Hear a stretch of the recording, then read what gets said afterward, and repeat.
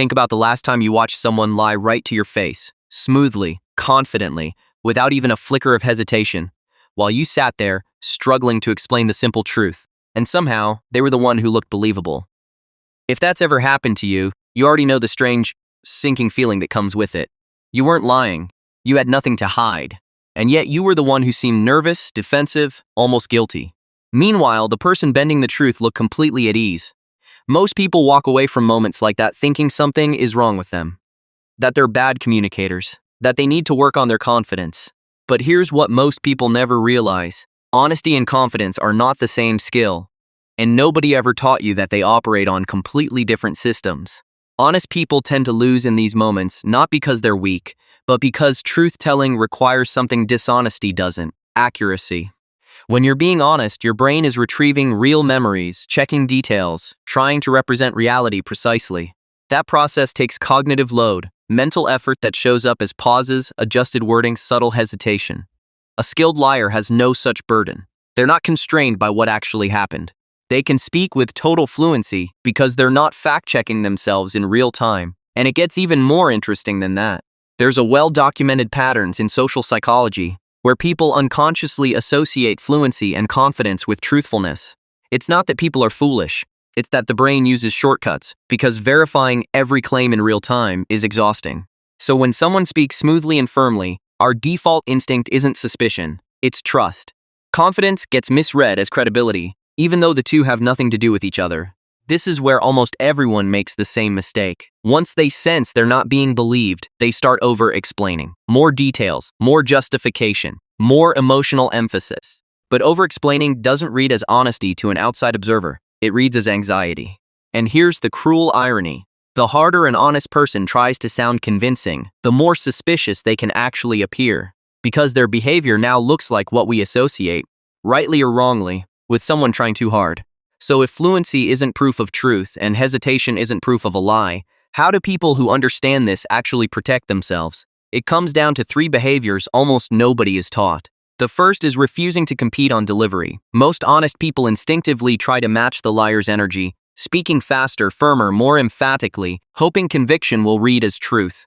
But trying to outperform a skilled liar on confidence alone is a losing game, because manipulation is their home turf. Instead, people who navigate this well slow down. They speak plainly, without urgency, without inflating their tone.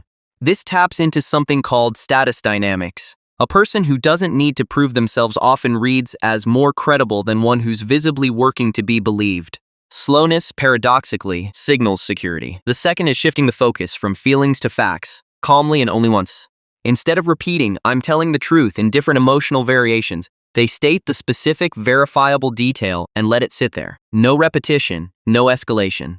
This matters because of something called cognitive dissonance. When a liar's fluent story runs into one specific, hard-to-dispute detail, it creates friction in the listener's mind. That friction does more work over time than any amount of passionate defense ever could.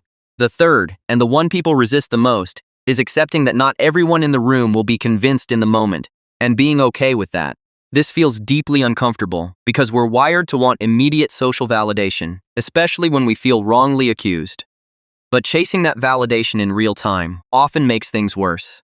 The healthier move is emotional regulation, staying steady, saying what's true, and trusting that consistency over time reveals far more than any single conversation can. Liars often need to be believed immediately because their story doesn't survive scrutiny. Honest people can afford patience because the truth doesn't decay under examination. It actually gets stronger. There's also a deeper reason skilled liars often seem so at ease, and it connects to narcissistic supply. The psychological reward some people get not from truth, but from being believed and admired in the moment. For them, the lie itself isn't the goal, the reaction is, which means the more visibly rattled an honest person becomes, the more that liars need is being fed. Staying calm doesn't just protect you. It quietly starves the exact dynamic they're relying on. This completely reframes what losing actually means in these situations. You're not losing because someone lied better than you told the truth. You're losing only if you start believing that your worth depends on being believed by everyone, in every moment, immediately. Once you let go of that need, the entire dynamic changes. You stop performing honesty and start simply living inside it, unbothered by whether the room catches up right away. The people who seem the most unshakable in these situations aren't the best liars. And they're not even always the best speakers. They're the ones who no longer need external validation to know what's true.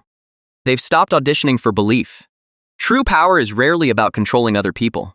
It's about controlling yourself. If this kind of insight into human behavior, deception, and emotional control is something you want more of, consider subscribing. There's a lot more beneath the surface of how people manipulate and how you can quietly stay one step ahead.